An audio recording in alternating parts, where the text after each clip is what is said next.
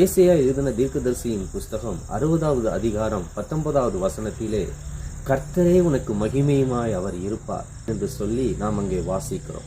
தேவன் நம் தலைகளை உயர்த்துகிறவராக இருக்கிறார்.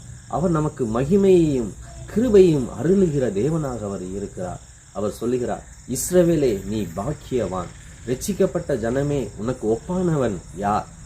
கர்த்தரே உனக்கு சகாயம் செய்யும் கேடகமாகவும் மகிமை பொருந்திய பட்டயமாகவும் அவரே உனக்கு இருக்கிறார்.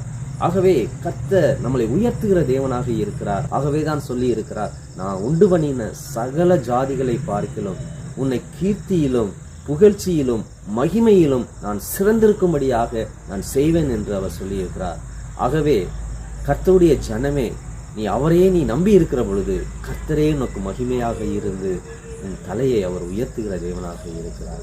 நிச்சயம் கர்த்தரே உனக்கு மகிமையாக அவர் இருப்பார். கர்த்தர் நிச்சயம் நம் ஒவ்வொருவரையும் ஆசீர்வதிப்பாராக.